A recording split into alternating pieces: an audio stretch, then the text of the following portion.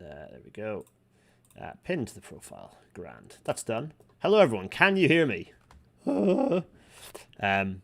It says you're live, but it's not actually telling me things. Oh, you can hear me now. You've had 23 seconds of me, apparently. Good. Good. There's one other thing I need to do, which is probably going to... Oh, no, good. Oh, I got away with that. Oh, crikey. All I've got is water with me today. I reckoned if I had alcohol, I would drink it all quite quickly, which would be bad. So obviously I'm not going to do that. What I'm going to do is desperately grab... Where is it? That is what I want. I would like... Oh, golly. There's so many things in this folder. That's what I want. Good. Excellent. I want that. And to put it here. Hello, everyone. How are you all? Are you there? Can you hear me? Hi. Oh, right. Wait a minute. You're going to see... Oh, no. I can go big face. Hello. Hello, everyone. I'm using big face so that I can actually do some copy pasting and open a PDF. Yes. Good. I might look a bit frazzled. Because I am frazzled. Oh. Did anyone watch yesterday's stream? I did a stream with... I can only remember his handle. I can't remember his handle. Anyway, it was a good stream, and I linked it, and you should go and watch it. It's in my guest appearances playlist on YouTube. It's very good. Let's go... There is a bit of news. How are you all? Drunk Rail Natter could be fun. Yes, everyone's here. It's all happening. Let's crack on. It's going to be a busy one tonight. So... Get rid of my face. Oh, you don't want to see that. Let's go back to big face. You want to see this, and then go back to my face. Yes. Oh, so, if I do this, it should be... There we go. It should be doing this. There we are. Why don't I limit myself to a dram? No, I might just consume some water. We're here to talk about the Integrated Rail Plan. In fact, we're not here to talk about it. Well, we are here to talk about it. We're here to talk about it and also work our way through. It's a classic page turn. Here he is, looking panicked. Nasty piece of work. If anyone here is thinking this is going to be non-partisan, well, it is. But I'm afraid you can't pull the politics out of the reality. Politics taints everything, right? And given this government has just rushed through several horrific, massively impactful bills in the space, about 8 hugely damaging bills in the space of about a week and a half, yeah, at what point do we say that they're not incompetent, that they are actively callous and seeking the worst for the country? Anyway, enough of that, let's talk about the news. Yeah, here we go again, or rather, hurt we go again. Because it started again, there's another rapid transit system that's just a bus. Hertfordshire is getting in on the action, the Hertfordshire and Essex rapid transit system. And here it is, look, it's a bus. In fact, this one's even funnier, because this one... literally appears to be floating in midair.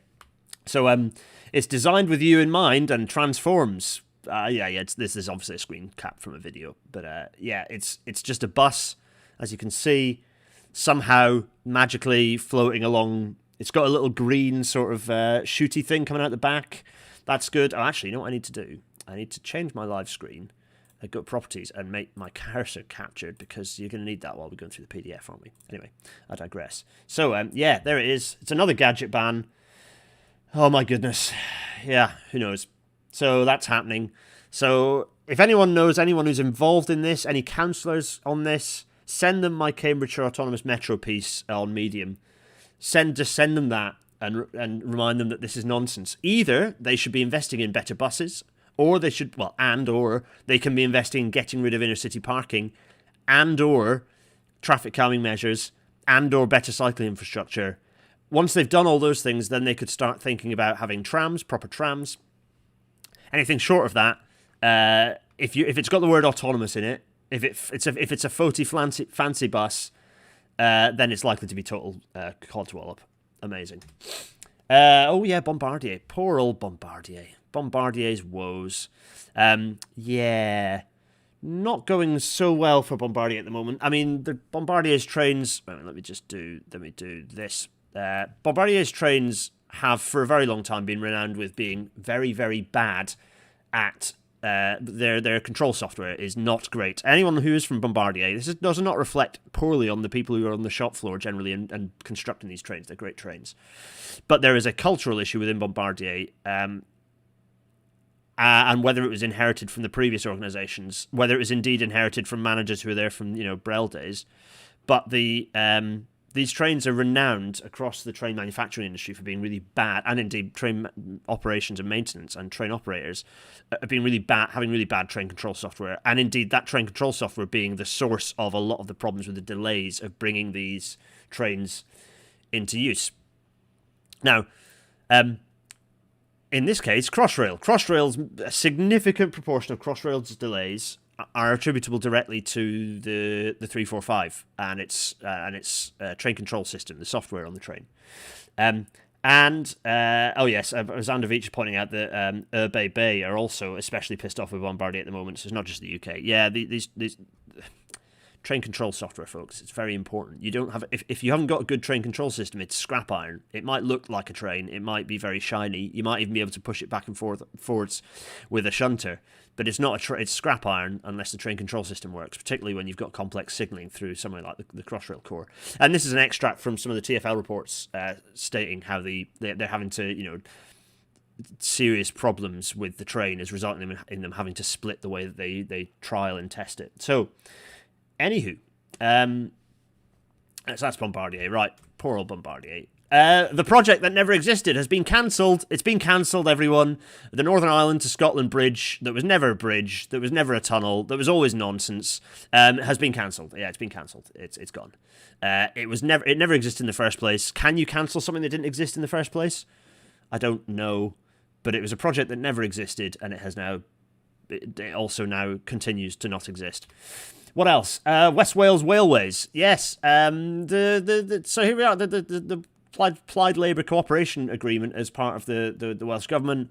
They're looking at development of North-South Wales Railway. Well, actually, this is a little bit of an extrapolation. They are looking at expanding the railways, so connecting the railways down from Bangor to Carnarvon and to Porthmadog. And that makes sense. Do that. That's a good idea. But as we've established in previous Rail Natters, in Rail Natter canon, the route to have a long-distance railway through Wales, north-south, is in fact not down the coast. It's very much along the Welsh-English border. We established this with science. It is irrefutable, and it makes obvious sense as soon as you look at the population map of Wales and where all the populations are. The population centres are. You need that railway to be going up the not up the coast, the other side of Wales. So anyway, but yeah, it's interesting. Go and have a Google of that. It's quite interesting stuff going on in Wales to kind of briefly divert you from the woe of what's happening out of Westminster. What else? Oh yeah, TfN have been cancelled. Everything's getting cancelled. TfN have been cancelled by Whitehall and by Westminster. Actually, it's really ministerial. This is something that's come through from government. Westminster have certainly since Boris took this current administration, the current version of the Conservative government arrived, they hated anything to do with devolution. They're going full blast Thatcher Blair centralisation, and they are desperate to just kill off Transport for the North. They were obviously very unhappy after Transport for the North bluntly called them out for what we're about to talk about in the rest of this episode. So, yes, this is just... Ugh. This is bad, folks. This is ripping away local democracy that has been fought hard for. TfN should be getting more power, not having its powers stripped away. But there we are. And on that theme, let's talk about the Department for Transport's plans for decarbonising transport. A better, greener Britain. Oh dear. And on that note, let's get cracking with tonight's Rail Natter. Oh. You know what, though? I mean, yes, we need to do that, but also I need to write episode 89, the Integrated Rail Plan. There we are, a page. This is how professional the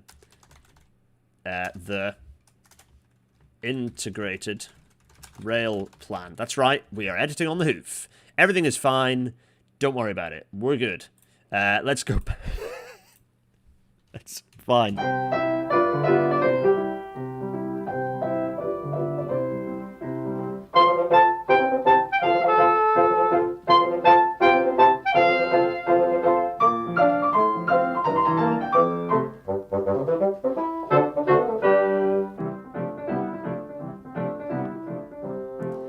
And there's the lovely Institute 225 fading away. That's nice, isn't it? Very nice. So, yeah, that's right. Restart the song, but replace it with O Fortuna. Yeah, no, I'm going to stick with. We need to perk up, and the perk up is being provided by the lovely bassoon and piano work. Before we crack on, let's listen to what is probably a career highlight, which is, to all intents and purposes, me calling the Prime Minister a liar live on BBC Radio 4's World at One. Have a little listen to this, and it'll kind of taint, can I provide evidence to back up these wild assertions? Let's try. Right. So actually, what government are proposing will end up creating a railway that's worse than it is today. Okay, and the whole point of what you're talking about is to increase capacity. But when the Prime Minister was asked about this, suggesting he was breaking his promises on connection, he described it as total rubbish. And he said, because we are doubling capacity between Manchester and Leeds, we're trebling capacity between Liverpool and Manchester. How do you explain how they say that? I have to be honest. I have no evidence that they're speaking anything other than a mistruth when they say that, because it just doesn't work. Timetabling does not allow you to increase speeds on the existing network. So many double network. negatives. You can't see how he could positively say that. It's just fiction. I don't know where they've got those numbers from. It's not possible to time. As I've explained there, hopefully reasonably clearly, you can't have faster journey times as well as serving local stations more frequently, which is where you get the capacity uplift. You can't do both. You just cannot do both on the same lines. Gareth Dennis, thanks very much for talking us through that. So, me and Sarah Montague having a nice chat. Oh, by the way, I found out Sarah Montague already. It's just people could, I suppose, find this out. Sarah Montague follows me on Twitter and apparently has done for a while, so that's cool. Anyway, as soon as I was told that, I basically had a massive fanboy moment, because, Anyway, hello to everyone in chat. Hello, Dr. DT. Hello, everyone. Hello, everyone. So, that's that. But how can I say that?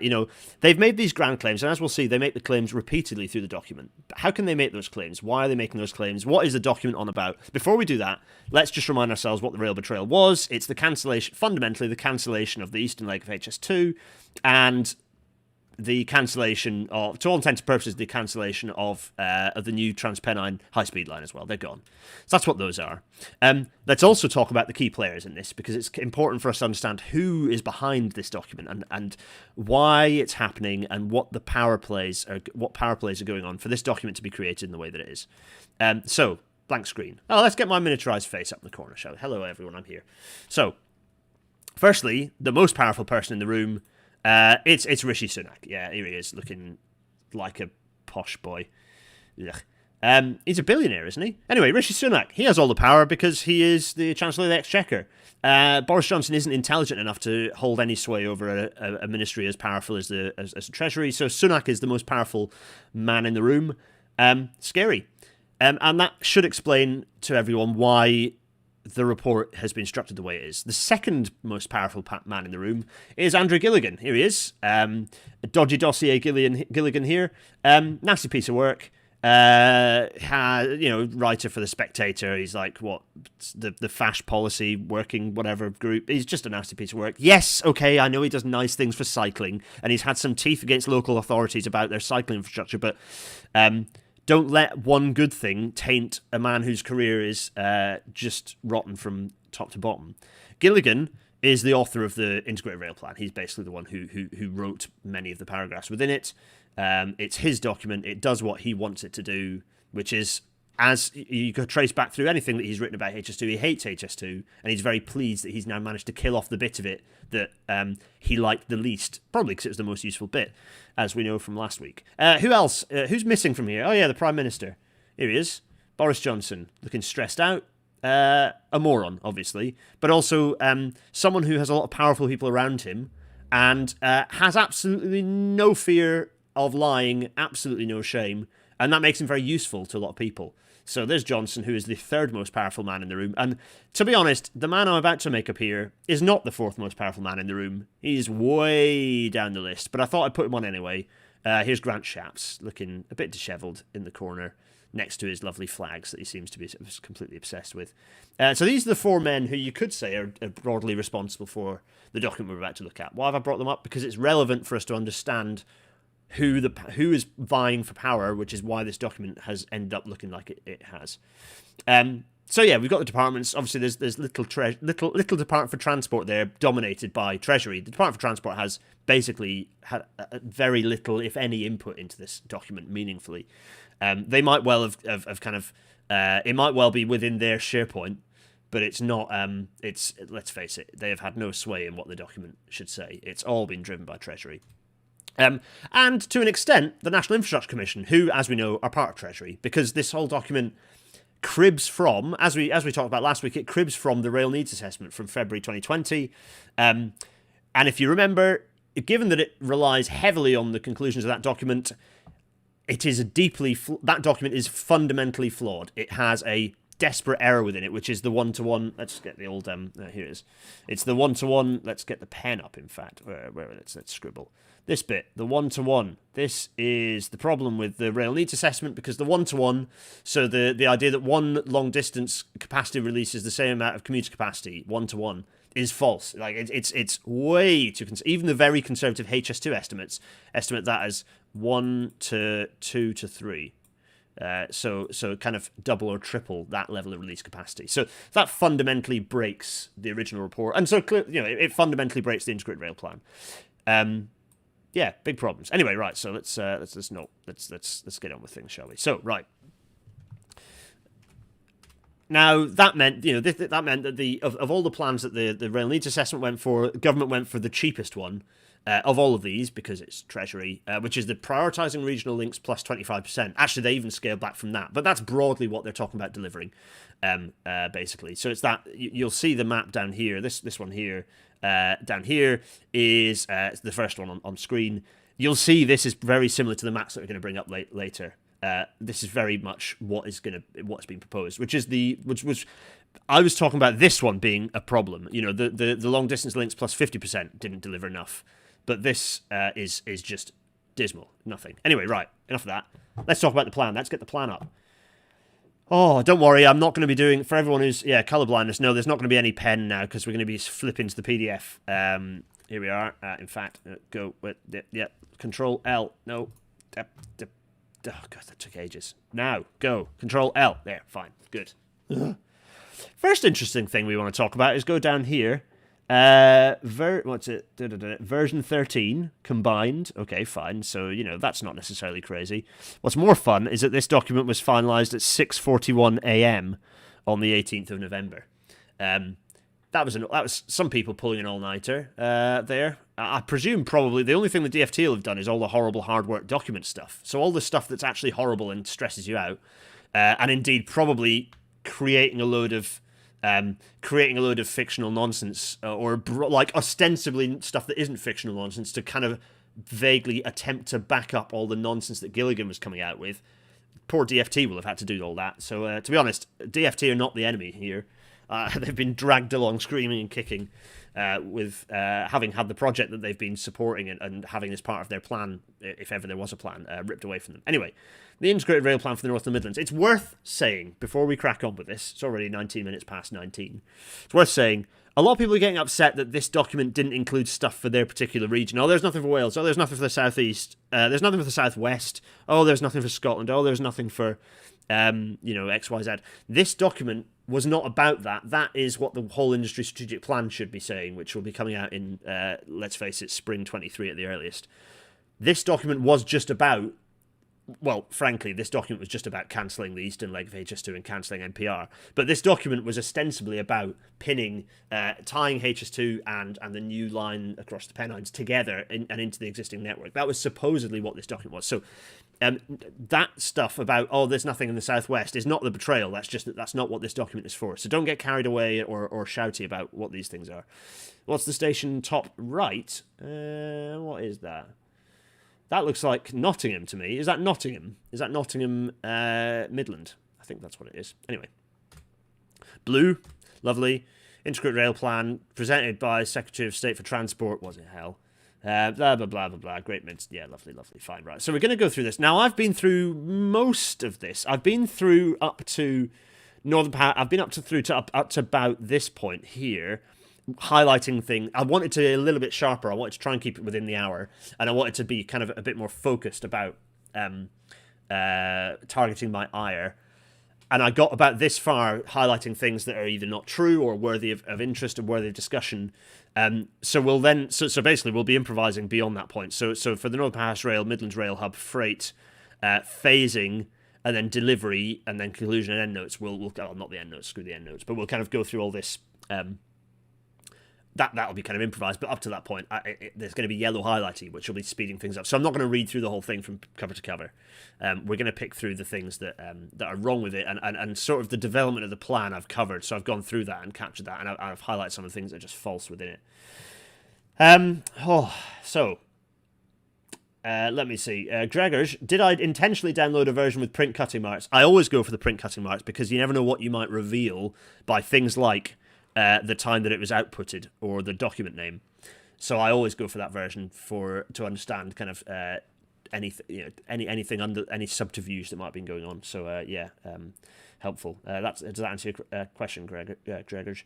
Anyone wants to ask me questions? At me in. I shall grab your queries. Well, there's nearly 200 of you watching just now. Hello, 200 people. Right, let's get on with it.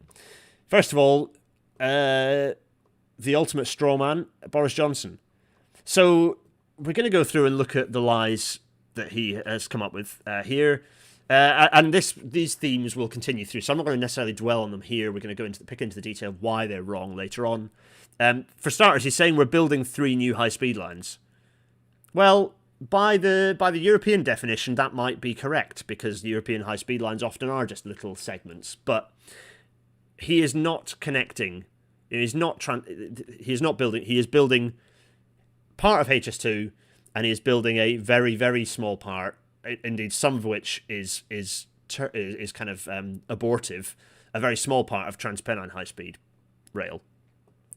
3 new high-speed lines is spin, and it's deliberately it's trying to basically this bit. It's to feed into this thing that he was saying, keeping my promise to build it between Leeds and Manchester. He is literally not building a new line between Leeds and Manchester. He is building a new line between Manchester and Marsden, which is on the West Yorkshire border, Marsden being the Yorkshire end of Standedge tunnels. So I presume they're going to reuse some of Standedge tunnels, which means that I don't think they'll bore a new tunnel. I think what they'll do is they'll reinstate traffic, possibly even single directional, bi-die line in one of the former bores, the old bores. There are several bores at Standedge, only one of which is now used.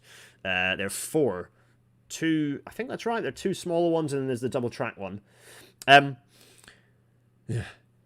think he'll reinstate the line through. I think he'll reinstate the tracks on the other tunnel, and then use the current tunnel as the upgraded one.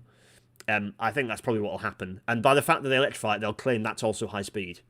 So I think actually the high-speed line will be ending the other side of Standedge Tunnel, so it won't be ending in Marsden. So actually it won't even be reaching Yorkshire. But they knew that they needed to reach Yorkshire because that's an important line for them to claim. Extending NPR to Liverpool, York, the Tees Valley, Newcastle. No, well, this is the problem. Okay, for starters, this is the problem with calling something such a stupid fucking name. Don't call things stupid names like NPR, because then anyone can claim anything as NPR. It's like why this comes back to why I think it's important to not misname things as Metro. There might be swears tonight, by the way. If that upsets you, then you're in the wrong place. I'm going to keep my cool. I'm sure you'll accept that this, however, might be an enraging process for lots of us, including those of you in the chat. So NPR, which is what we're saying, is the high-speed Trans-Pennine line is not being extended to Liverpool or York or the Tees Valley, Newcastle. So, lies. It fully electrifies. What's this got to do with fully electrifying anything? Why is that any of this anything to do with full electrification?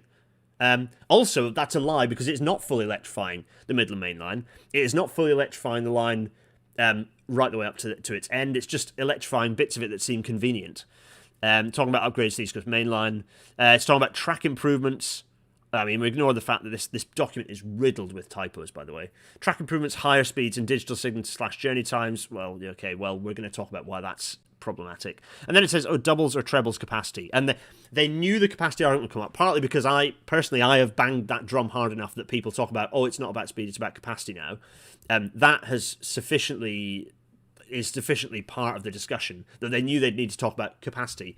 But of course, as we'll find out, they are not talking about the capacity I'm talking about. They're talking about long-distance capacity, which, okay, fine, great, wonderful, we're increasing long-distance capacity, and as you'll see in some graphs later, by a significant proportion less than HS2 would have, if delivered in full. But they're talking about end-to-end capacity. They're not talking about capacity on the intermediate stations at all. Anyway, right, there he is. What else is he saying? He's saying the old plan's got the balance wrong. They focus too much on showpiece high-speed links, which is bollocks. As we know, the whole point of the high-speed is that you release capacity for more trains on it for intermediate stations and local services. They focus too little on local services. As I'll remind everyone, HS2 is a revolution in local services. That's the whole point. Protect and improve services on the existing lines. This is a lie. This is a downright lie as a result of a humongous level of ignorance of how railways work. They will not deliver what they are claiming in here without decimating services through local stations. Decimating them. We commit today to building a mass transit system for Leeds and West Yorkshire. No, they don't. They don't. You go through the small print of this document and the end notes, it's quite clear that they are. It's subject to further study. And in fact, even the money they've committed to the study to develop West Yorkshire mass transit, half that money is for working out how to get HS2 into how to get high-speed trains into Leeds city centre. So, lies.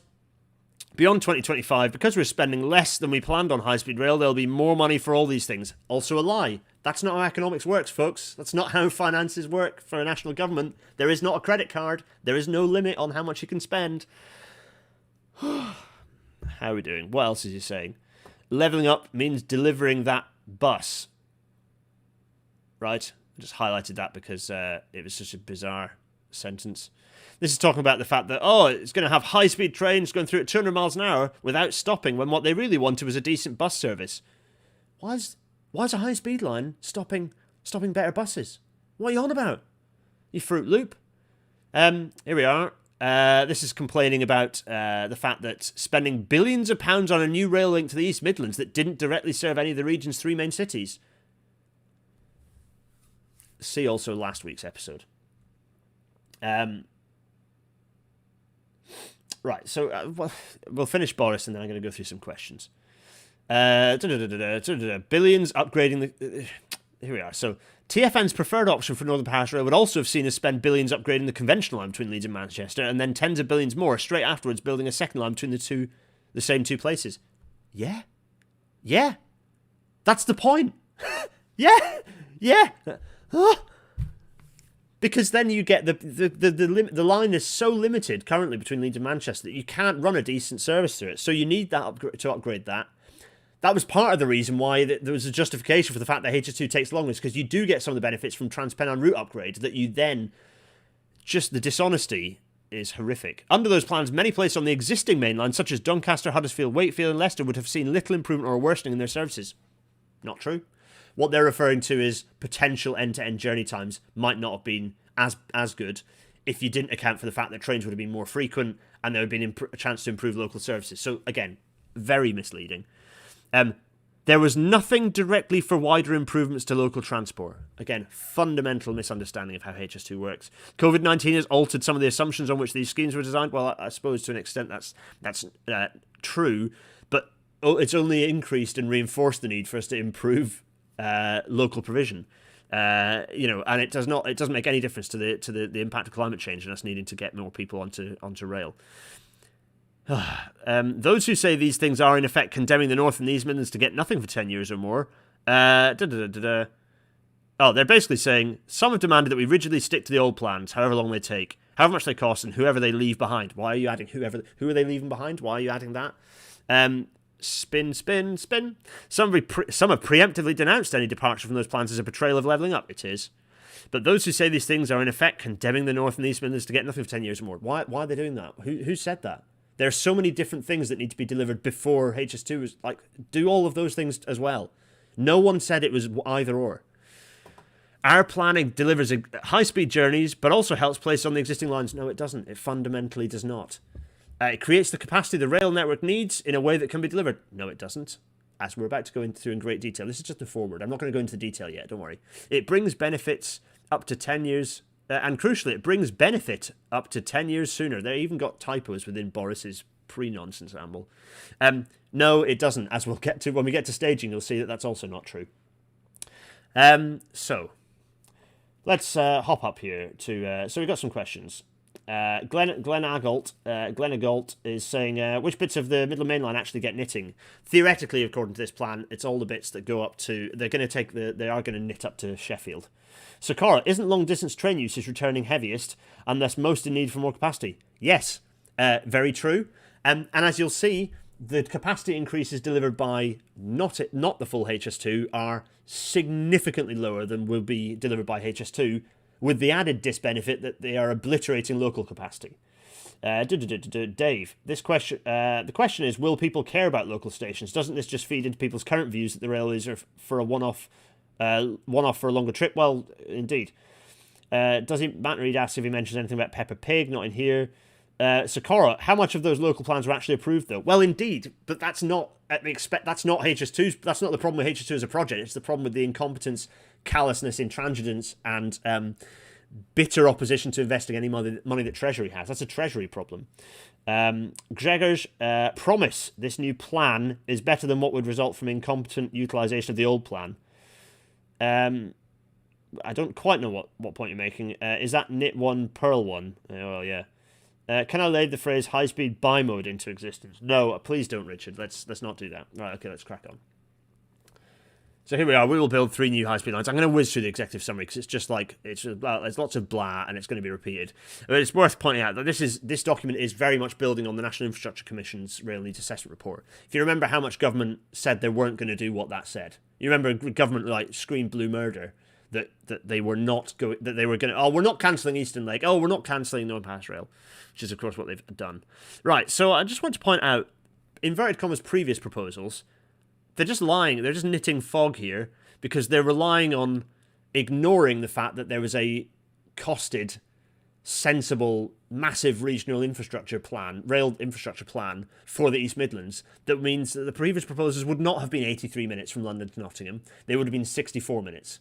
They would not have been 83 minutes to Derby. They would have been 70 minutes because you'd have had the hub station and you'd have had a shuttle service, a metro shuttle service running into it. And yes, those are not, it's not as good as you're going to get as the direct service times now according to what they're going to provide. But the point is that it would have allowed you to free up massively free up Derby station throw from long distance services. Likewise, Nottingham, massively in the case of Nottingham. These proposals are going to seize up both those southern throats of those stations. Actually, in the case of Nottingham, it's the northern throat. It's the western throat of Nottingham Station. It's all okay. So it's worth also going in the case of where are we? These services. So Birmingham Leeds, Birmingham York, Birmingham Darlington, Birmingham Newcastle are all going via the new line over the Pennines, which is going to even more. So all those services are doing that. It's going to seize up the Trans-Pennine route even more. Oh my goodness me. Right, so this goes through each of these big paragraph chunky sections are lies. So saying it's going to double and treble capacity, as we've discussed, on existing lines, maybe, but not. For the fast services, maybe. But that's not the be-all and end. And also, it's based on train lengthening and a load of other stuff. That's kind of dubious validity anyway. Reliability is bollocks. This is gonna blitz reliability on the existing network because the whole point is you're going to be doing everything on the existing network, which we know is problematic. Capacity will be aligned with an ambitious view of potential future demand. Bollocks. Absolute bollocks. If you were decimate at the moment. Capacity on local stations can be measured in the hundreds, right? On across the East Midlands and the North. Belper 250, Marsden's about 400 maybe an hour. Passengers an hour towards the nearest major centre, so one direction, 400. Whereas you're talking about an order of magnitude, 2 orders of magnitude difference in London, which is what the potential is.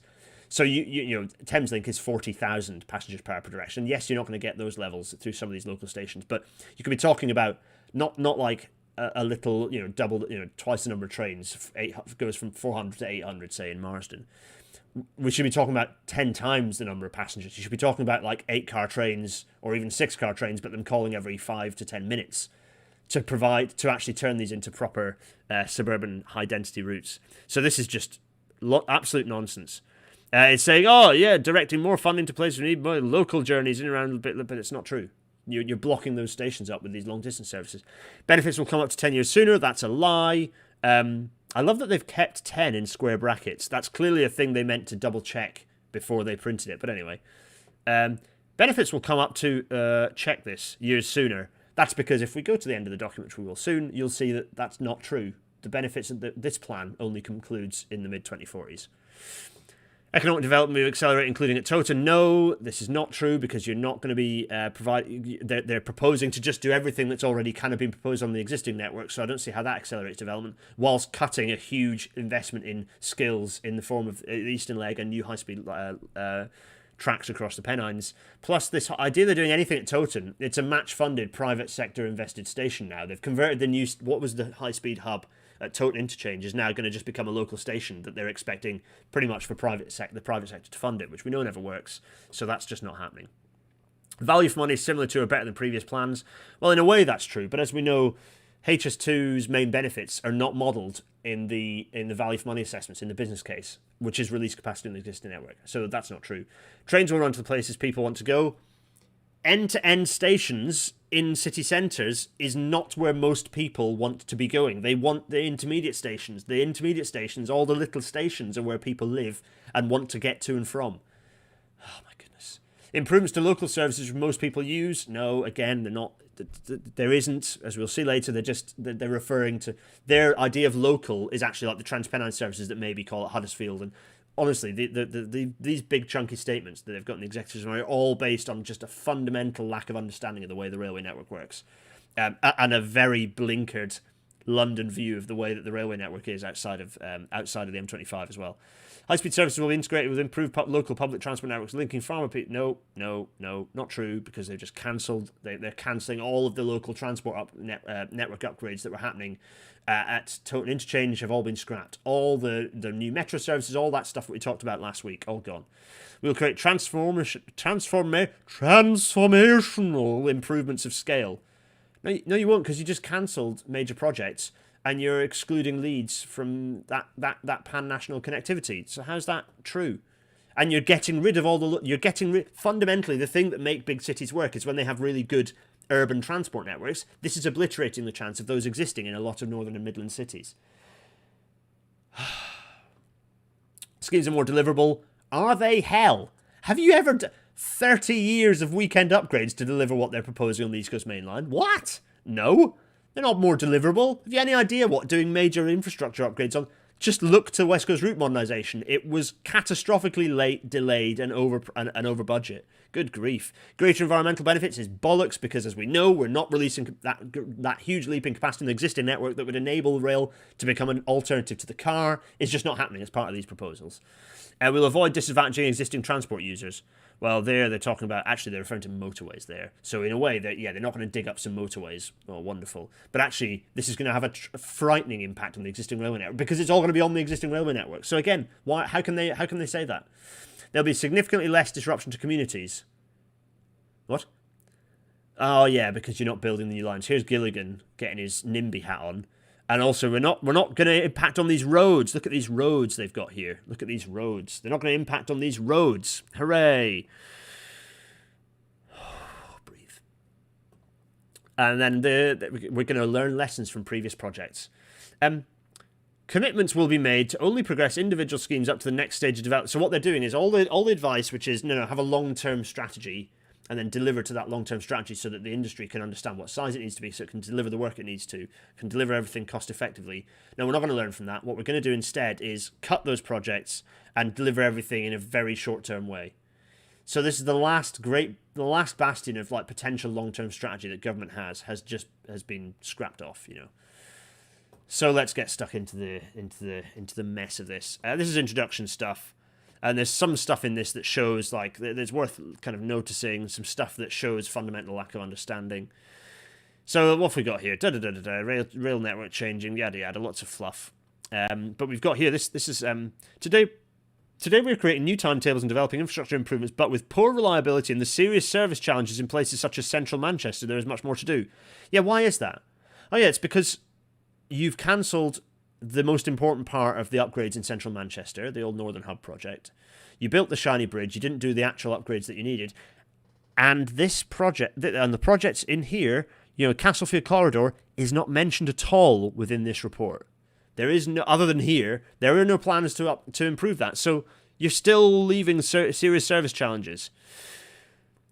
Government is already reforming how rail is, blah, blah, blah, blah, blah. Right, the reason I picked this out is because the next thing that is theoretically 30-year strategy of what the railway should look like, and it should be a map of what the rail network should look like in 30 years, with all the projects in there listed off in a way that shows how they're going to drive modal shift. It won't do that. Spoiler alert. But the WISP, I know a lot of people who are working on the WISP, actually. I have hope, but given what we've just heard, that hope is going to get turned to ash when the document ends up in front of Treasury and Treasury start hacking at it with a big red biro. So that's the WISP, the whole industry strategic plan. We've got to wait. We're probably going to get that in 2023, frankly. So here we are, more yakka, and they're saying, trains, many services remain diesel-powered and cannot run frequently enough to give a turn-up-and-go service. That's what HS2 is going to enable. Again, yes.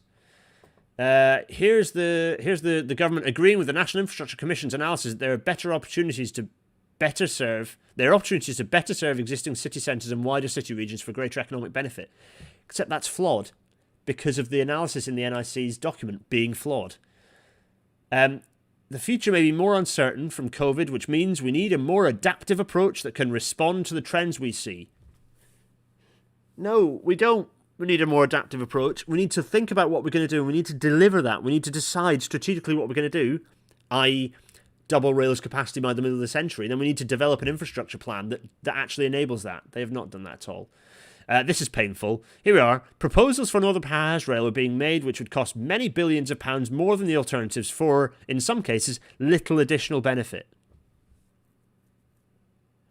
Only someone who has a deep and fundamental misunderstanding about the way that railways work could come up with such a ridiculous statement. And then again, here we are. The National Infrastructure Commission's Rail Needs Assessment, which has informed this plan, found based on the information, they're not looking at release capacity. And again, this is why this document says what it does. Beyond what could be afforded without a major impact on other infrastructure investment. That's not true. What it means is, without government borrowing, and I don't want to use the word borrowing because it's not true, without government deciding it's going to invest in more stuff is what is the reality of the situation. WISP stands for the Whole Industry Strategic Plan, Matt.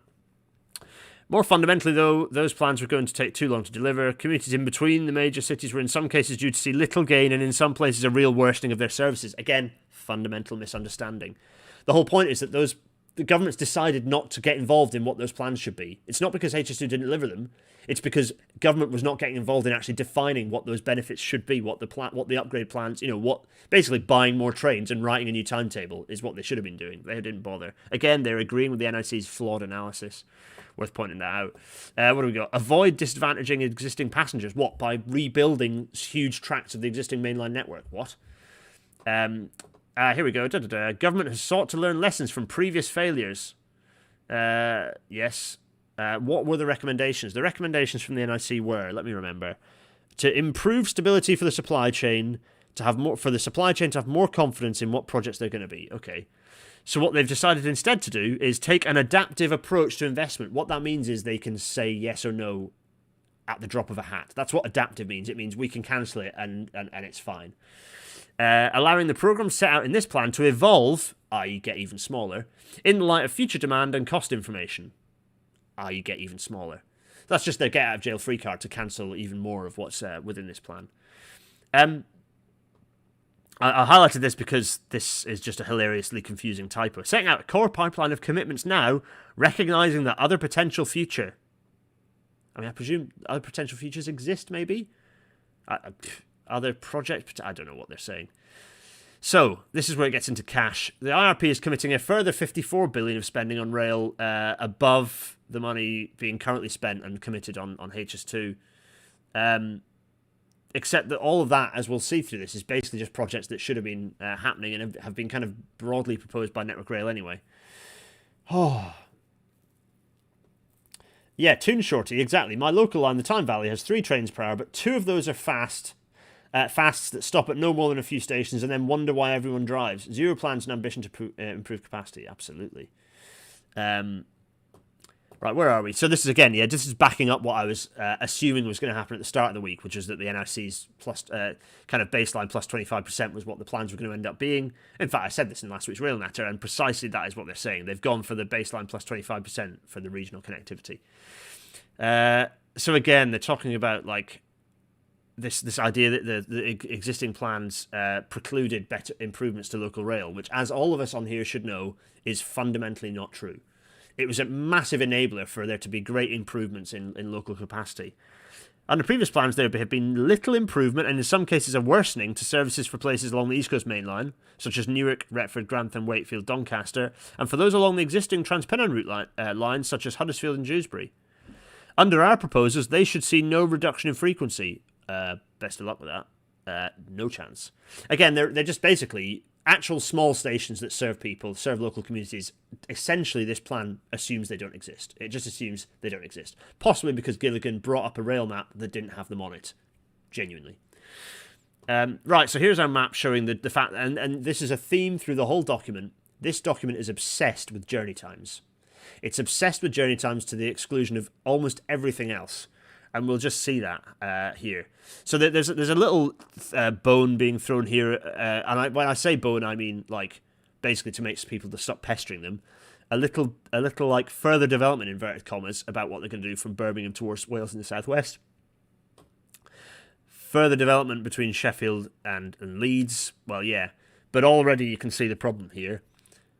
What we're doing is entrenching all the same problems that we have with the Midland Main Line and the East Coast Main Line, which is that the East Coast Main Line is actually a bit rubbish in terms of its major city connectivity south of Doncaster, and that the Midland Main Line is rubbish, basically north of, well, it's pretty rubbish north of like Loughborough, but it becomes really bad north of Barbados, and basically north of the East Midlands, the Midland Main Line is rubbish. It's weavy, and then north of Sheffield, it's just a complete.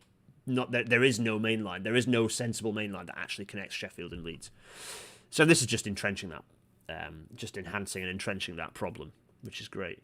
So what else have we got? Let's see. What's this? Map 1, journey time, post-RP journey times, and post-RP journey times across the North and Midlands. Again, fixated on like journey times, totally at the exclusion of everything else. Development of the integrated rail plan. Right, this is the bit where they talk about how they developed it. And it's like, okay, this is lots of blah, some more blah. Lots of like regional productivity. Yeah, I wonder why regional productivity is bad in Yorkshire and the Humber and the East Midlands. I know what's good. Let's just pass over poor Northern Ireland here, which has obviously like catastrophically low transport investment. But anyway, in terms of England and Scotland's doing all right. Wales really not great. So Wales, okay, fine, but this is about the East Midlands and this is about the Midlands and the North. So Yorkshire and the East Midlands really not in a great state. Wonder why that might be. So there's lots of waffle here, which is why I've not highlighted it in yellow. Lots of waffle. Percentage of people commuting by number of days per week. You can see kind of most people 1 to 4 days, then kind of 5 days for some people. This is sort of from recent travel studies, so that's kind of, yeah, fine. 6 or 7 days, crikey. You don't have to do that, folks. It's fine. You should only be working a 5-day week. Ideally, we'd all be working a 4-day week. Right, so there's just data. It's not. Having gone through that, none of this is relevant or interesting to anyone here, really. So okay, here we go. So they've got Oakervee, and it reads, a lot of this reads like they've misinterpreted Oakervee, but not, okay, fine. So there's kind of understanding what stuff is going on and feeding into Oakervee. Terms of reference were released in February 2020 off the back of the NIC Rail Needs Assessment document. So that's everyone kind of inputting into that as well. Also getting muddled, muddying the water with the William Shapps revival as well. Also, there's the Union Connectivity Review. Plenty of stuff for consultancies to keep their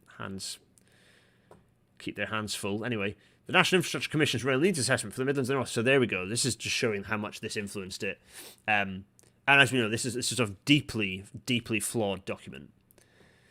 And then the idea of developing an integrated railway for passengers and freight users. Well, yeah, that was kind of the point of HS2, is to enable a more integrated existing network that serves particularly freight users.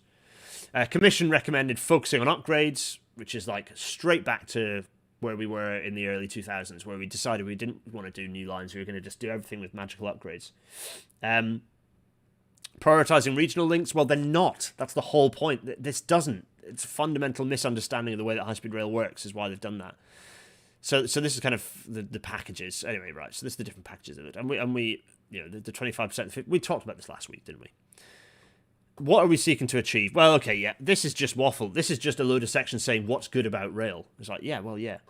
Yeah, leveling up, blah, blah, blah, whatever. Decarbonisation, well, yeah, the fundamental thing from driving modal shift is that you improve capacity, but they're not intending to do that, whatever. I've highlighted this. They have an anticipation here that the IRP's greater use of city centre stations rather than the parkway stations, basically this is talking about Toten, should reduce wider operational carbon emissions by connecting better to local public transport networks.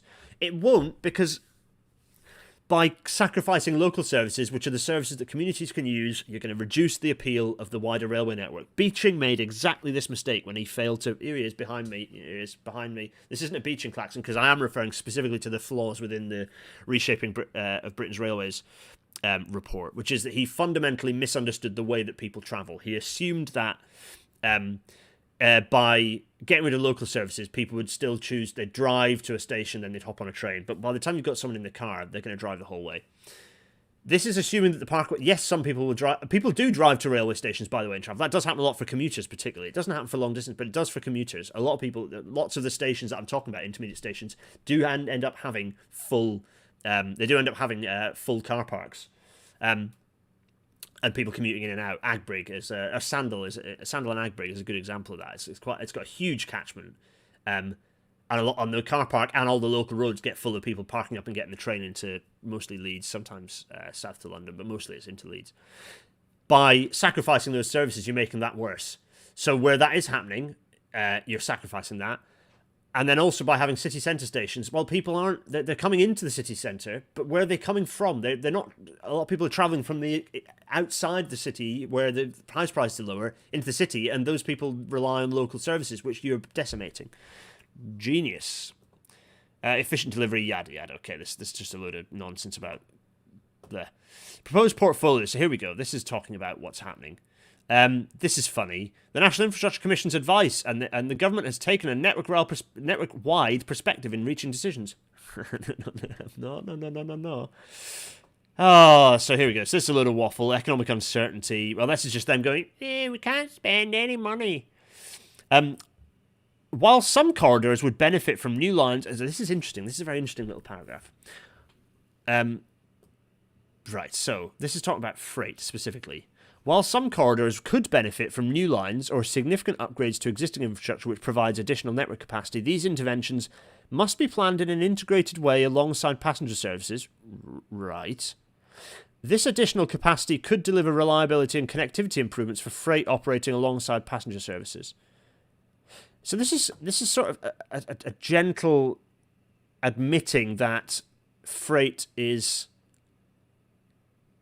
taken a back seat in this process, firstly. So they're kind of saying, well, we kind of thought about freight, but we're kind of not thinking about it so much. And then it's also admitting that additional capacity is good for freight that they're not releasing. Brilliant. This is like a bit of contrition here. Of like, actually, they're sacrificing freight capacity. Because, by the way, I've talked about local services, but obviously if you're clogging up the railway with fast services that are creating huge gaps in the timetable that you can't fill with anything because those trains aren't allowed to catch the thing up in front of them, that means less freight as well. So Maggie, you're kind of a bit optimistic. Maggie Simpson, Rail Freight Group, you were trying to look at this optimistically, but it's not good. This is not a good document for freight. This is a big hit for the freight industry. A lot less capacity being freed up. And so, yeah, they're going to put a picture of a freight train, but actually what they're proposing is going to wipe out some of the perceived benefits, the potential benefits of particularly the Eastern leg, because a lot of freight in GB comes, as we did last week, talked about last week, it comes from Immingham, it comes from Felixstowe, and requires capacity release on the existing network, particularly on the east of the country, to then get elsewhere through to the Midlands, up to the north. That capacity is going to be wiped out by the fact we're going to have faster trains on the existing network. So it's just bad news for freight. So here you go. Here's the core network of what's being proposed as part of this. So you can see that there's the little spur of fast that they're going to propose up to Warrington and across to undisclosed location. There's the further development potentially in the future happening north of Sheffield.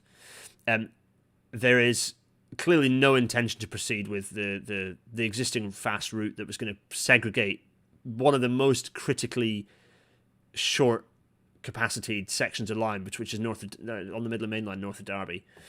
A lot of it is then going to be put on Leeds to Birmingham, going over the Pennines, which is going to further constrain capacity there. And you can see this total disconnect. There's a total disconnect here coming up to Leeds, Yorkshire, just broadly West Yorkshire is totally disconnected, and then up to Newcastle, totally disconnected from the Midlands, totally disconnected. Just utter, it's so frustrating. That connection of Yorkshire, West Yorkshire, North Yorkshire, the North East, totally disconnected from the Midlands, from the East Midlands, from Derbyshire, and from the West Midlands as well. Really, really not great. So here they're tactically not talking about journey time improvements, but obsession with journey time improvements. Also talking about frequency, and notice the word potential, frequency improvements for fast services. This is another thing that they're talking about. We're going to run even more fast services. Well, you know what that means. We're talking about this is a scale of sacrifice of local services like we have not seen since the 60s.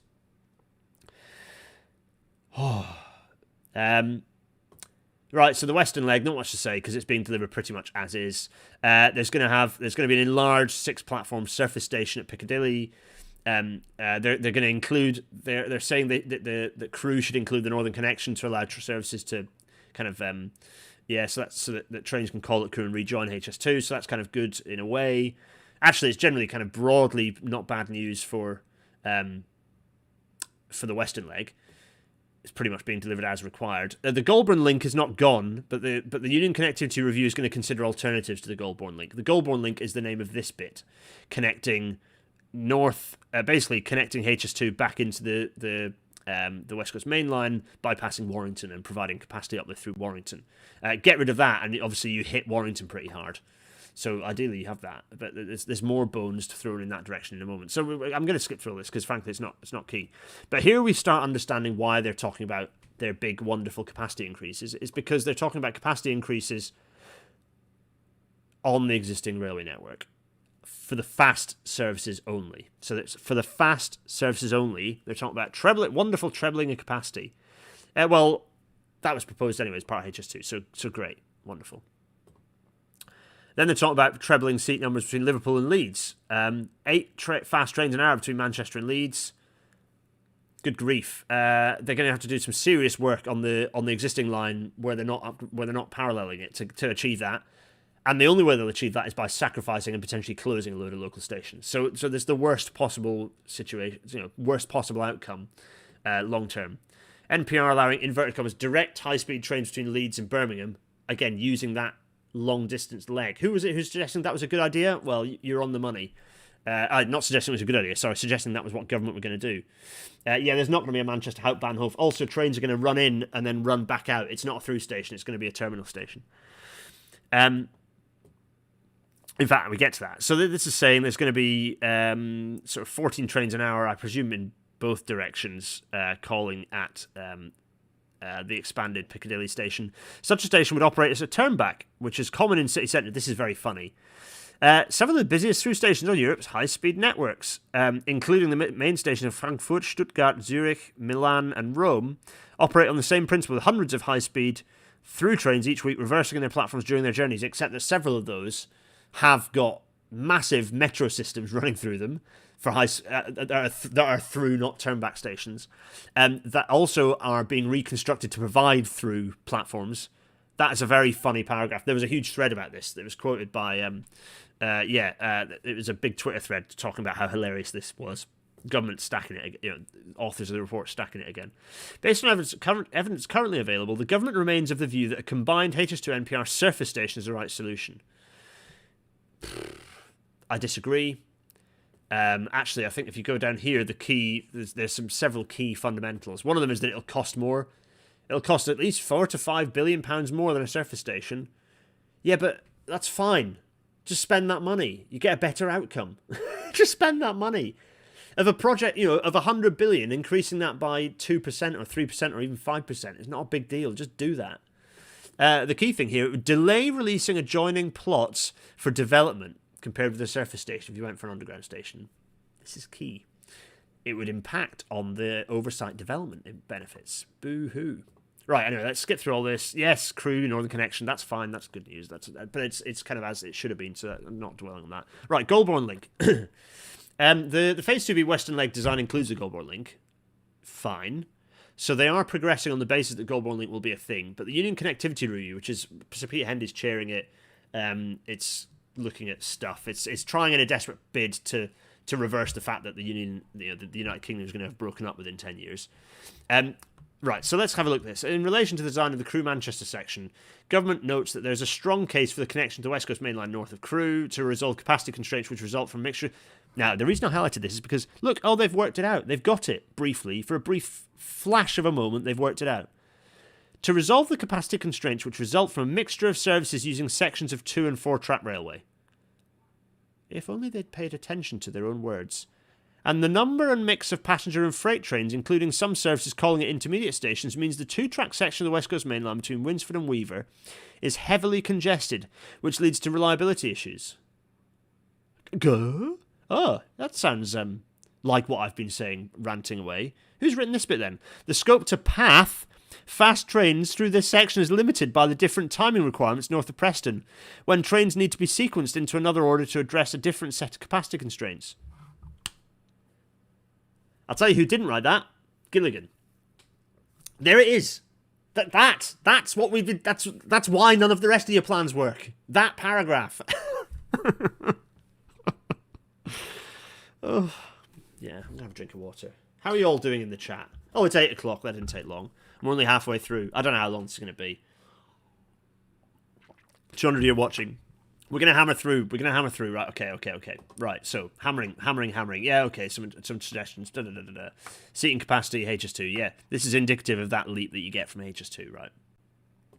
So yeah, fine. Western Leg. It's happening. Right. And I've highlighted stuff like tripling capacity, viable choice. They're saying that on the Eastern Leg, they're a viable choice on the balance of new line and upgrades. No, they're not. Anyway. Right. HS2 Phase 2B Eastern Leg. A lot of this stems from the fact that there is a huge lack of realised potential on the lines that they're saying they can run faster trains on. This is kind of part of the problem. Anyway, yeah. So there's York again. Don't get your hands off lovely York. Get out of my station, wrecking up the place. Right, HS2 East Core Network. Again, look, you just see the gap. It couldn't be more stark on this map here. I love they're still calling it HS2 East. It's like, no, you're building a little spur here, and then you're shortening it so that it doesn't go where it needs to go. It's right, so anyway, blah, blah, blah. Yeah, we've discussed all this. I'm hammering forwards. So, oh, that'll do it. So it's not synced. Thanks, Dropbox. To be fair, my computer has been desperately trying to do things, and so this is clearly not synced. That's fine. We can go through. It's got rid of all my yellows, but...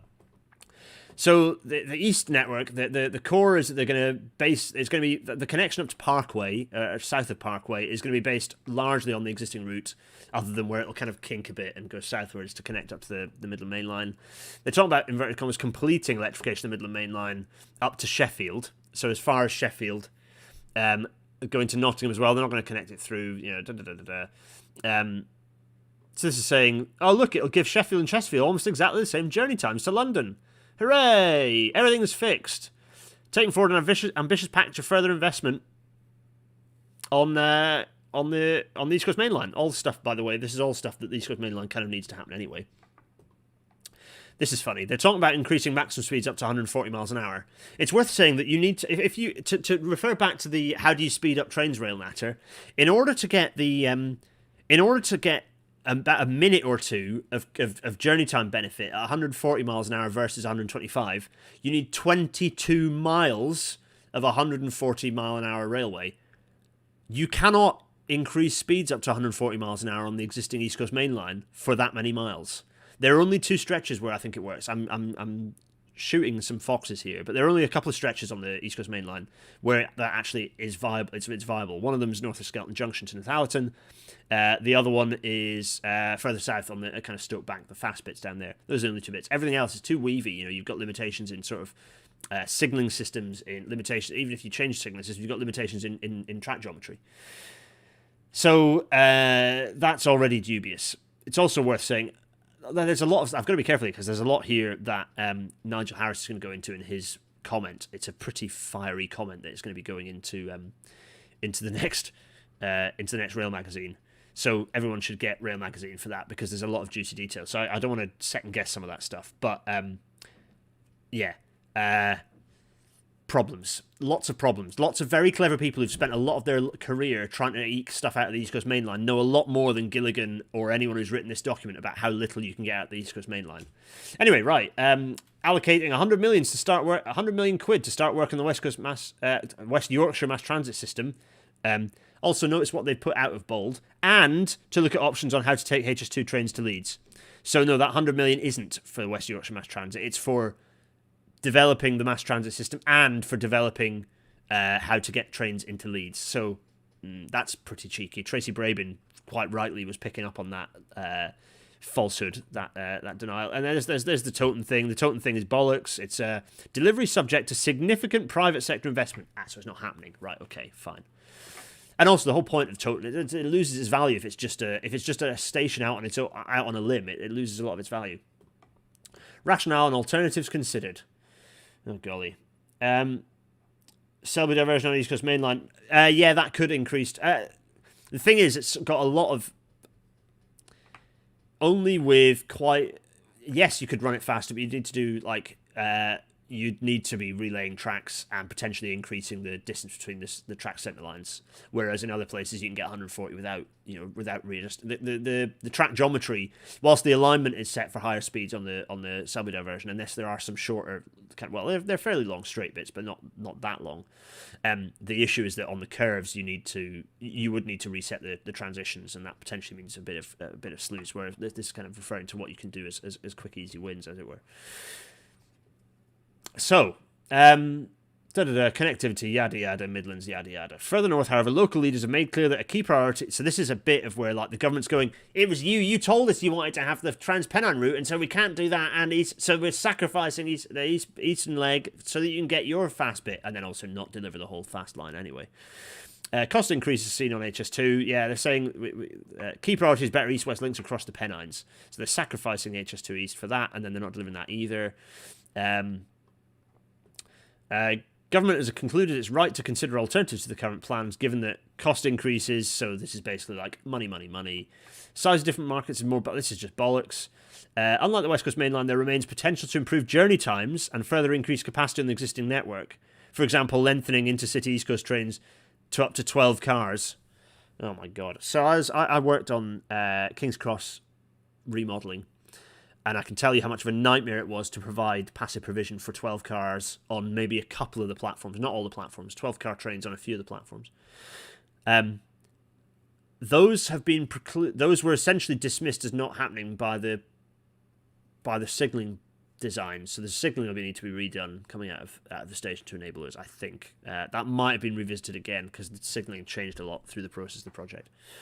But also, 12-car trains. Do you have any idea how hard it is to extend platforms on any of the other stations that those trains will call on the way north? It was an absolute nightmare to extend to allow 10-car trains in places like Durham, Northallerton.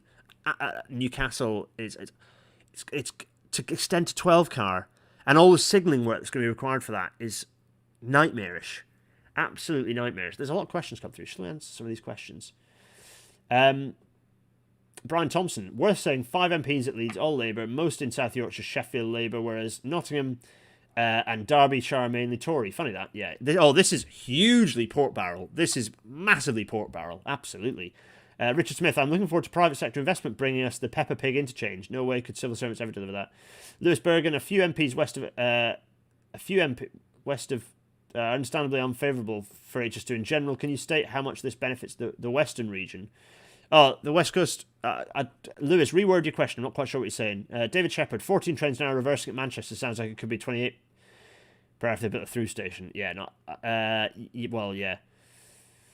Gordon is saying the new PPI. Well, indeed. Richard is saying, I've seen the argument the TFN asked for too much. Now, bollocks, did they? That's just the government's excuse for not delivering what is, let's face it, a marginal increase. Forget headline costs. You don't write a check for these projects. It's how much is spent annually.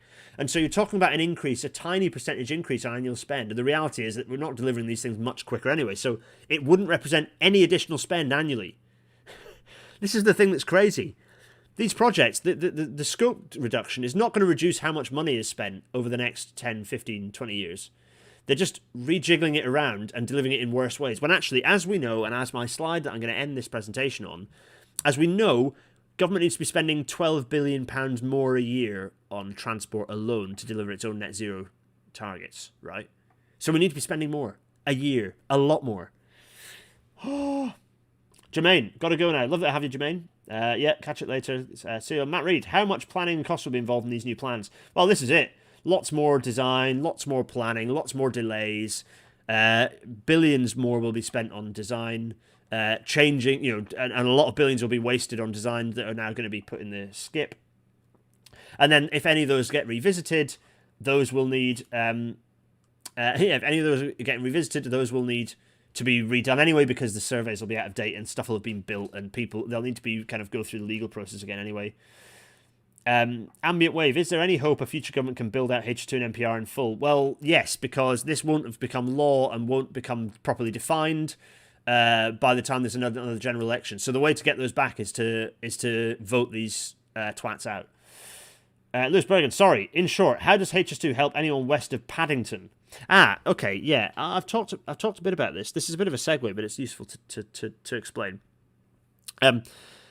Actually, should we get a map up in the background so people can look at maps while I'm doing this? No, because we're going to need to talk. I still haven't talked through this, so we need to kind of go through this. Right, so one of the benefits will be that Bristol can benefit from having a quicker connection northwards by interchanging Great Western stuff at Old Oak Common, which frees up capacity for Birmingham to Bristol local services. So you get a benefit on that route up the Severn in that direction. You get a local benefit because you can start relying more on long distance services going via interchanging at Old Oak Common. But no, there's more needs to be. This is not. There's still a major load of work needs to happen. Ideally, HS2's Y would have been an X. You'd have had an extension down from Birmingham towards splitting. Ideally, a new tunnel under the Severn to allow massive repairs to the old one for starters, and then to enable a fast connection through to South Wales and to the southwest. Yes, good old Keir is not ideal, but he has said that he would deliver. And okay, the trouble is, Keir, is yes, you've said that, but you've also reneged on every single promise you made before while you were running up to become leader of the Labour Party. So it's very difficult for us to trust Keir either. So not ideal. But no, there's a much better chance of this being delivered under a Labour government. It'll never be delivered under a Conservative government because you'll have a Conservative Treasury. I'm not saying a Labour Treasury will be any better, hence why we need to abolish the Treasury, but there's certainly more hope. If Labour get into power in the next election, May 2024, is that enough time to reinstate the Eastern Link? Yes, it is, because I would expect them to run on a ticket of reinstating those projects. I'd expect that to be a major part of it, getting the buy-in from the likes of Burnham and Braben, and also Sheffield as well. Right, so here we go. Let's continue this because we're halfway through. Yeah, fine, okay. There's a load of nonsense. So. Consideration of alternatives, West Midlands to East Midlands, they've considered upgrading existing lines and they've discounted that. They're going to build a new line, fine. Total regeneration, yes, they're considering that there's going to be a hub in the middle of halfway between Derby and Nottingham. The government appreciates the level of support for regeneration plans based around a high-speed station at Toton. However, we're going to sack it off. That's basically what they're saying. Updated analysis suggests that requiring passengers to change might impact on... Yeah, but it doesn't include... The original plans for for Toton interchange required significant investment in local transport links to serve the site. Well, yeah. Including the reorientation of large parts of the East Midlands rail and public transport networks to centre increasingly on Toton. Well, yeah, because the East Midlands, the problem with the East Midlands, it's a very disparate, split up, kind of very high density, but quite spread out, and it's not hugely centralised, it's quite clustered. So reorienting the rail network to work like that, to bring everything to a hub, actually makes a lot of good sense, because then you can really enhance... It made strategic sense, hub and spoke. Obviously, this has now been shredded by the government, and they're saying, oh, we don't want to do that. We're not going to do that. It was unfunded. Yeah, because you didn't fund it. Stop claiming that things are unfunded as part of the current plans. You've made the active decision, government, to not fund it. You have been in power since 2010. Anyway, not you lovely lot in the chat. So, right. Therefore, intend to take forward other improvements at Toton. Yeah. So you've sacrificed it all. We're clear that the generation need effective transport, blah, blah, blah, yada, yada, yada. Yeah. One of the points they pick up is that Toton wouldn't have realised its capacity benefits until 2040. And To an extent, that's true if they'd staged it in the way they have. But this is one of the issues with HS2 being a big hit project is it wasn't designed in such a way that allowed better staging. That is true. But this is something that if they had included junctions to Derby and Nottingham, they could have treated this a bit like what they've got now. They could have treated as an interim state and then built the extension through to Towton for the longer term aspiration.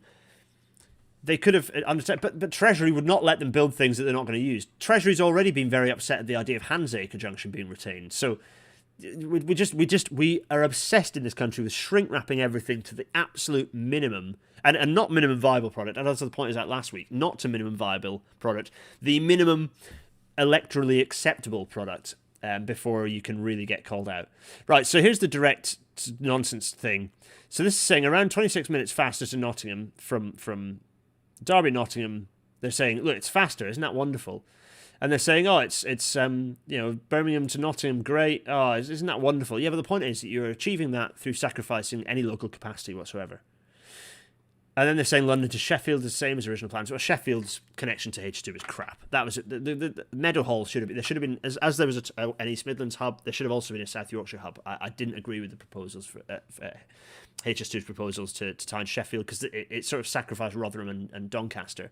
I'm a big fan of hub stations and there being a hub station with an improvement of the existing network to provide links to the hub. But alas, it happens. What I'm describing is just what happens in London. People get the tube to the main station. They sit in the tube 25 minutes. That's fine, and then they hop on. They interchange. They hop on the long distance train. All I'm suggesting is that, and London's transport network works very well. That is the model I'm proposing. Works for some of these hub stations elsewhere. Anyway, serving Leeds, York, and what they mean is not serving Leeds, York, and North East England. So capacity constraints. So this is saying that these would have been accommodated at the expense of existing services. No. They would have replaced the existing services where HS2 was running. And yes, again, not ideal. And I've advocated for new high-speed lines north of York as well. North of Northallerton connecting. I suggested providing proper segregation on the lines between York and Northallerton. So a pair of high-speed fasts and a pair of regular fasts. And then connecting off, and my logic would be that you'd have a line that would then go through, you'd have a hub station at Thornaby serving Teesside, and then that would connect up back to the line just south of Newcastle, and they provide a bit like a Trent Valley lines, kind of bypass the East Coast Main Line. That's not costly, that's what I think should happen. But yeah, granted, that was a challenge north of York, north of Colton Junction actually, that there would be a challenge with mixing capacity, but I basically just use the same pass that high-speed trains had been using already, and then you do the upgrades you do basically kind of what they're proposing now on north of York. The idea that HS2, they're constantly doing this, they're constantly conflating, but HS2 didn't have that. It's like, yeah, but you propose those now, why don't you propose HS2 and these things you're proposing? Why not do that? And so you can see they're talking about increasing capacity, lengthening trains, no mention of intermediate services, They talk about journey times, cutting journey times from Darlow, Northallerton, Durham. Yeah, but those only because there are no intermediate stations on the East Coast Main Line north there. Like what's happened to Thirsk, for example? I'm interested to know what's happened to Thirsk Station in terms of its services, the services that it'll have. All about journey times, total sacrificing of the idea of the the links, and also it doesn't mention. They're very tactically not mentioning the journey times between Leeds and Barbados, and they're relying on Leeds, as we've said, relying on Leeds to Birmingham being via NPR, which wipes out capacity on the other side. Here we go, East Midlands to Leeds. We'll do something about it in the future, is basically what this says. We will look at the most effective way to run HS2 trains to Leeds. We will look at it. They're going to look at it. We already have it. It was a designed plan. There were like outline designs ready to build. Oh, not ready to build, but ready to be advanced into detailed design for this. You cancelled them. That was the best way to arrive into Leeds. Mind blowing. The mass transit system. Just to reiterate, this is not promised in this. This is not promised. This is just we might give you this. We're going to give you some money to study what it might look like. They are not promising the West Yorkshire mass transit system. This is not being promised in this document. Don't be fooled. Also worth pointing out, a lot of these journey times that they're referring to here are not viable. They will never exist. They are not viable to be achieved on the existing network. Like they're claiming them constantly, hugely optimistic. Several very experienced timetable planners have looked at some of these, and in fact there are a couple of threads on Twitter and have shown that they are not possible, that they are not achievable on the existing network. So this stuff is all kind of either partially or in some cases entirely fictitious. Now, these are the capacity things that we're going to look at. Oh, look. So here you start understanding what capacity, even for the existing network, they're going, oh, we're going to double capacity. Yeah, but HS2 as planned would triple capacity. You know, this is so that's London to the East Midlands, but then it starts looking catastrophic. London to Leeds capacity is basically going to be about where it is today.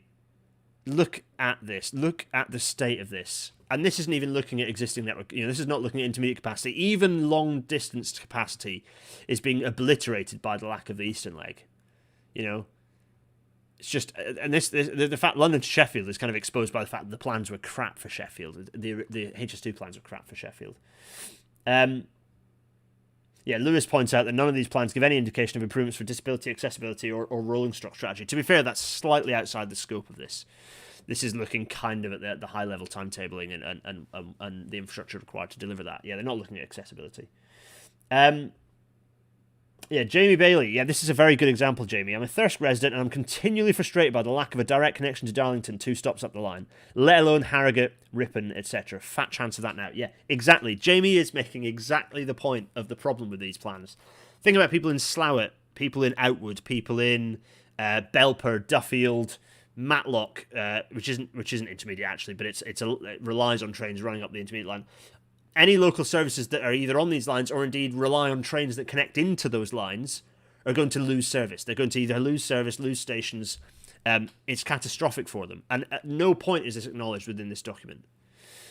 In summary, we consider that our plan is best. Well, we get that by the fact that you've been shouting about it so much. Right, Northern Powerhouse Rail. I'm going to hammer through this because the plans were less... we can revisit this later. I think we may be going to talk about this more. The plans were less defined anyway, so this isn't so much of a step back. So I'm actually going to whiz through the Northern Powerhouse Rail stuff very, very rapidly because it's not quite the...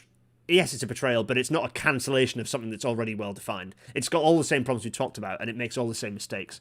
I think I'm not going to dwell on it because I don't want this to be a super, super long one. I want to end this at an hour and a half, if I can.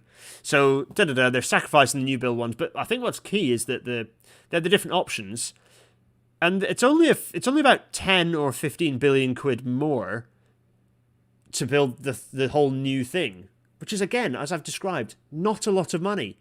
We need to be spending £12 billion a year more on transport in this country.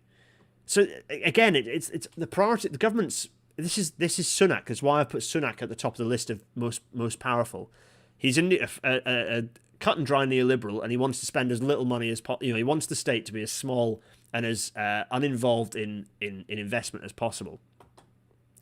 Lots of waffle, but you can see here what they're proposing, which is this sort of they're not clear.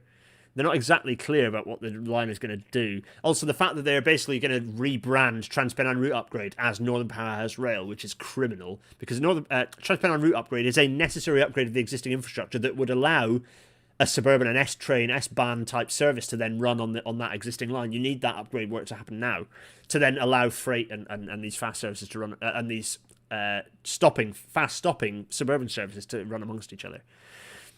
They talk about Bradford and why they're proposing what they're proposing at Bradford. The solutions, the proposals at Bradford, even the best case scenario NPR solutions at Bradford were not perfect. But anyway, right. So Bradford is now just getting nothing, absolutely nothing at all. In fact, this whole side of the country is getting nothing at all. There's a nice train. Yeah, what is it? 331. Yeah, it is. Yeah, lovely.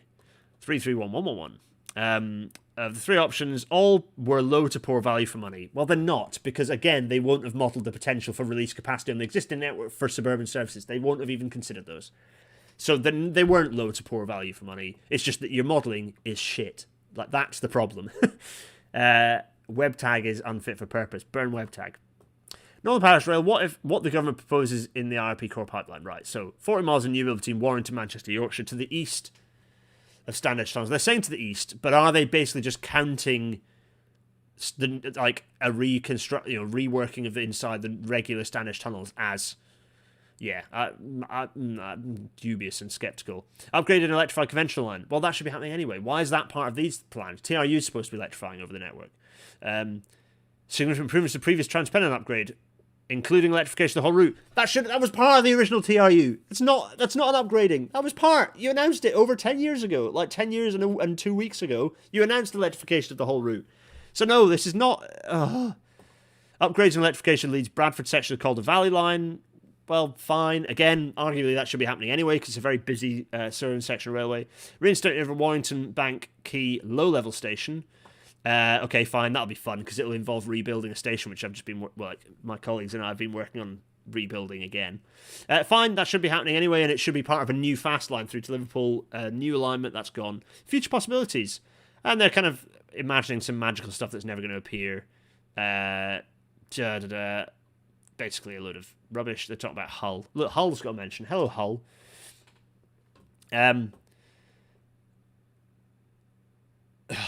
As noted by the NIC, again, they get so close. They get so close and then so far. As noted by the NIC's rail needs assessment, problems of slow, unreliable services and commuting capacity issues may have contributed to restricted growth in the north and surrounding towns. Now, what causes that? A mixture of different services. No, what they're going to do is improve long-distance end-to-end services. Brilliant. Absolutely brilliant. This is the problem with considering, like, Manchester Leeds trains as regional trains, not long-distance, like, intercity trains. Like, TransPennine Express should be considered as an intercity franchise. This is part of the problem with our rail network, is that we, if it doesn't go to London, it's considered a second-class sort of service. It really is true. By the way, this is not an anti-London thing. Remember, as I ranted about in my video, the stream I guested on last night, London is also getting its rail network decimated. Like, it's also having its funding cut left, right, and centre. Like, this government hates London as well. Don't think this is because they love London and hate everywhere else. It's not true. Leeds and York overall approach is rubbish. Fine. Again, a lot of the stuff they're proposing on the East Coast Main Line is sort of stuff that should be happening anyway, and has been proposed by Network Rail. I'm going to just push past this, because there's a lot of... we can maybe look at this again in a future episode about NPR, because I think there's an NPR episode in this. I'm going to focus on this sort of... There's the recovery task force here about Manchester, but they're not going to actually consider what's happening. What they're going to do is cut services through there. They're considering, there's a little bit of, maybe we'll think about some other solutions that'll happen through there in Manchester, maybe. But it's all maybes. It's all like, oh, maybe. The plans were on your desk. There was a Transport and Works Act order. They're ready to be signed off for the extra work. Government is not like the hero in this by just ignoring those and deciding they're going to do something, cancel them and do something better. Manchester to Leeds and Bradford route choices. Okay, yeah. So fine. We know they're going to run in, back out again.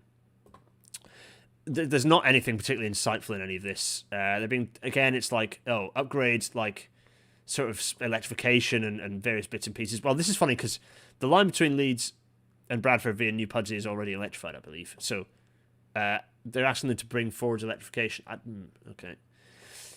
Messy. Lots of... there are electrified lines between Leeds and Bradford. I might not have quite got that specific one, but this report definitely refers twice or three times to lines that are already electrified as getting electrified in the future, which is very clever of them. And then they're sacrificing the connection into Liverpool Station as well, it's worth saying. So rather than previously there was going to be a new line running into Lime Street and an expansion, kind of an underground or an adjacent expansion of Lime Street for that, that's not happening. So again, sacrificing potential expansion of local capacity.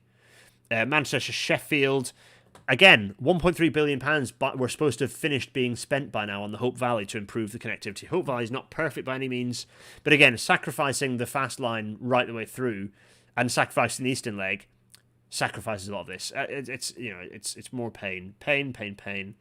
This is just lots of excuses and cop-outs, by the way. Lots of excuses and cop-outs. We're not going to swing through this. It's all sacrificing. Some of this goes into the detail. Like, you can go through the detail of what they're specifically proposing, but to be honest, it's worth just download the report and pick through it. So they're going to talk about extending the current four-track railway so it ends just north of Northallerton rather than just south of the station. So they're going to rebuild Northallerton Station. Well, that's kind of been needed to happen for a long time. I don't quite know how they're going to do that and make it work, but anyway.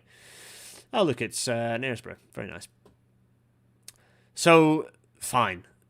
all about speed, nothing about local capacity. Really, really problematic. Right, and the Midlands Rail Hub, fine, this should have been happening anyway. I'm going to literally whiz through this. Oh, that's all they've got on the Midlands Rail Hub. They're saying, yeah, it's going to happen, great. Except they're kind of not. They're saying, let's look at the possibility it'll happen again. Oh, freight. So, by increasing capacity and capability of the railways for freight, the IRP... Well, are they doing that, though? How are they doing this? The IRP will help free up capacity in parts of the existing network. Will it? How? For long-distance fast services, maybe. So they talk about the fact that it'll create joyous extra capacity, but of course they're not considering the fact that actually what they're proposing will reduce capacity. It's just I find it mind blowing. Right, so I talked about the fact that thing to bear in mind, they've said this is going to be delivered before HS2's plan. This is going to be delivered before HS2's eastern leg would have been delivered. Right, they're saying that before the mid 2040s. Key thing we're going to look at. Ignore these. Whatever. Yeah, okay, fine, whatever. That's not interesting. Skills, capacity. Well, they just sacked several thousand people as a result of the Eastern Leg getting chopped. So great work. They just sacrificed several thousand other jobs in diminishing the scope of the high-speed line across the Pennines. So also great job. Investment pipeline. Well, you just told us that you're going to turn everything into being adaptive. Adaptive approach means you're not going to have a pipeline. Right. Consents. There's some stuff about if you're curious about whether your home is safe or whether you're going to still get compensation, then this section's for you. Disruption. Well, as we've described, this is going to result in a lot more disruption to the existing network. Of course, they don't say that. They say we're reducing. They talk about the motorway network over and over again. Look, we're reducing the disruption to the motorway network. Its interfaces with the existing rail network would also meant significant disruption. Well, yeah, but enhancements to existing lines, of course, also generally bring disruption to the existing railways, passengers and freight users and railway neighbours. Full stop. So there's like this paragraph is insane. They say HS2's eastern leg would have interrupted the motorway network, would have disrupted the motorway network. Boo. So now what we're going to do is instead massively impact and disrupt the railway network. We don't care. That's essentially what that paragraph says. This is just talking about government stupid. If anyone wanted to know if you were trying to work out why electrification of the Midland Main Line was a speed project, well, now you know. These are all the network rail initiatives that they're bringing forwards, whilst also, of course, making 8,000 people redundant in network rail, which is great. I don't care about your case studies. Here we go. This is the important bit. So 2020s, 2030s, HS2 phase 1 and 2. So this is the western leg. This is where they're saying, right, wait a minute. So the HS2 West to East Midlands is finishing delivery in when? Oh, that's the mid-2040s.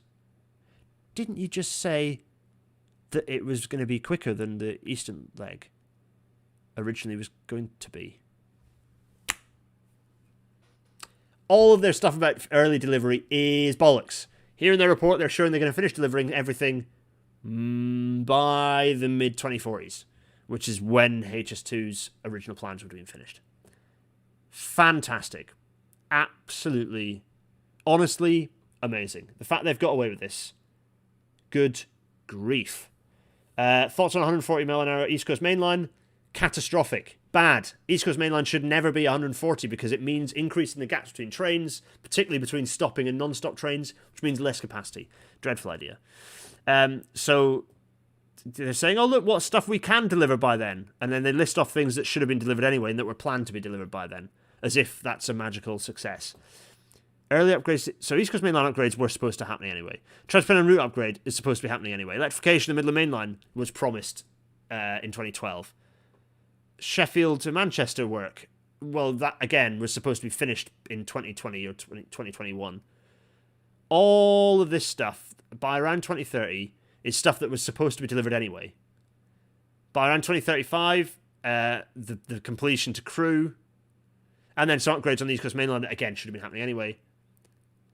By the early to mid 2040s, which is when the High Speed 2's Eastern Leg was supposed to be finished, they've even written it. They've written it out. That they're going to have finished all the stuff that they say.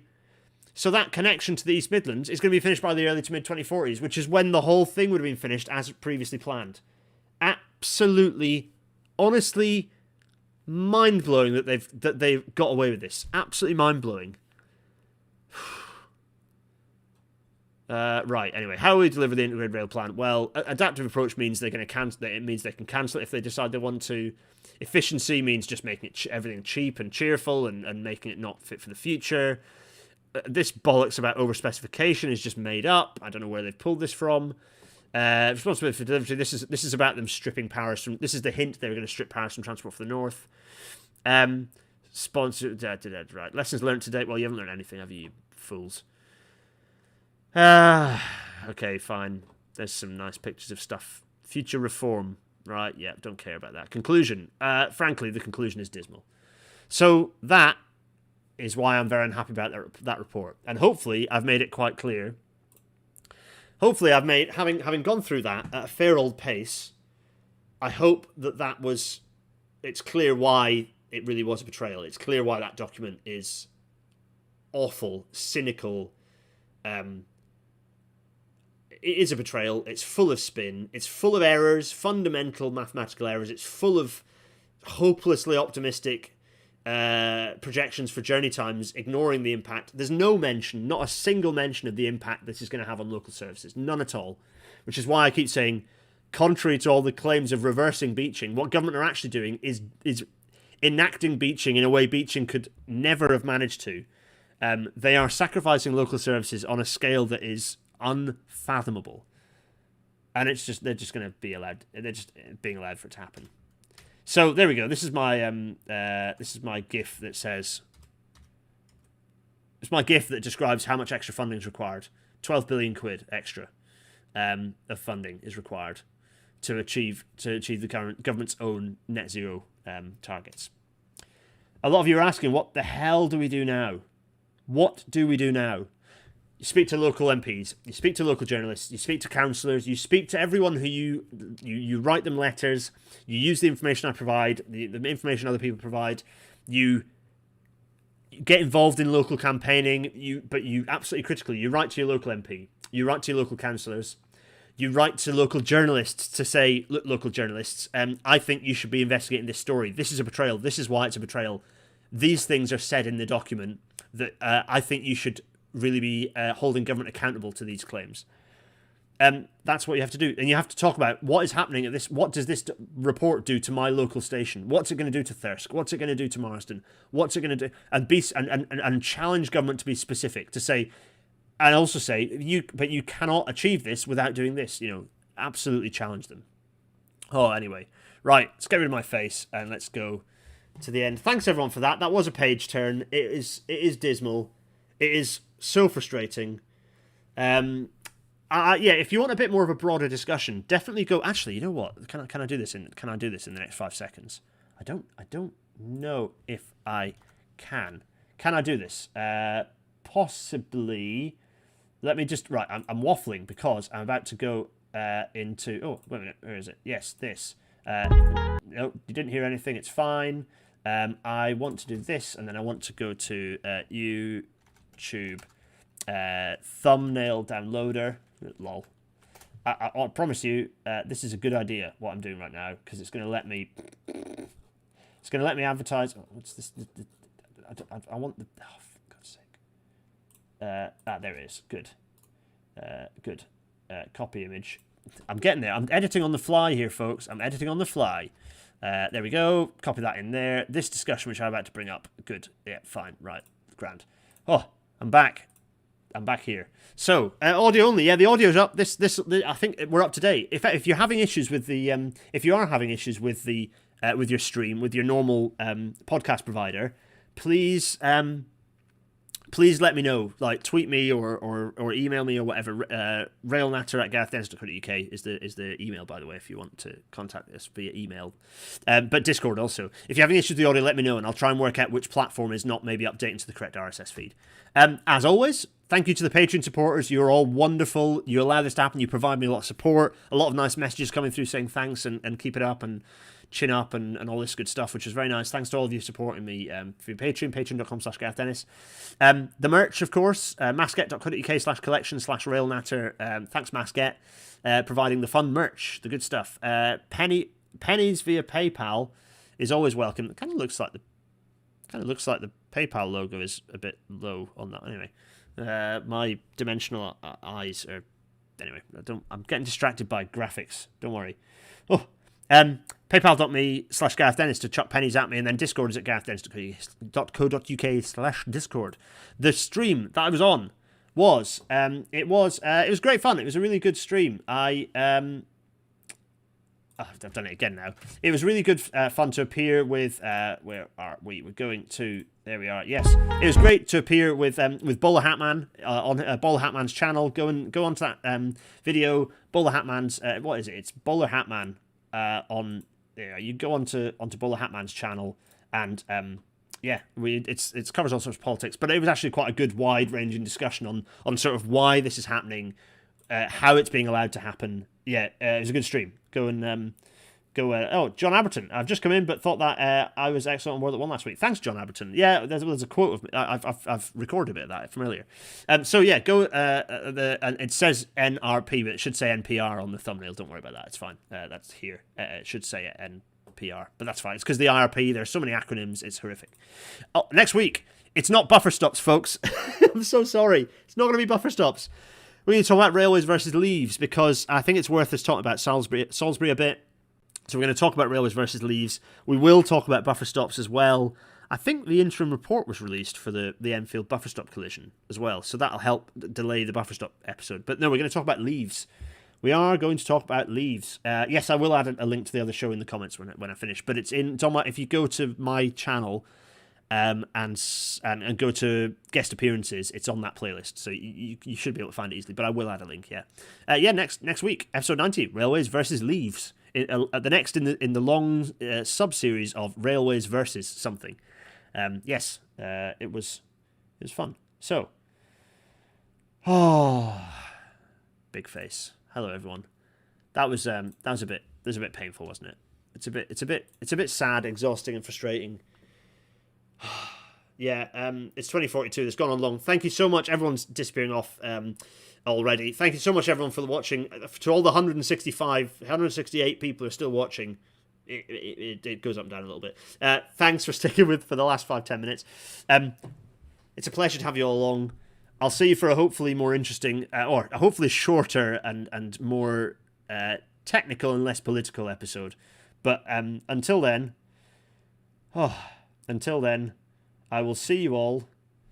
Memnonia, leaf it out. Oh, leave it out. I thought you'd call me out, Memnonia. I was like, what have I done? Right, you lovely lot. Go and have a nice rest of the evening. Take really good care of yourselves. It's a bit of a depressing time out there. I will see you all very soon. I think Dina just came in. Did Dina just wave in the background? Bye, everyone. Bye-bye. Cheerio.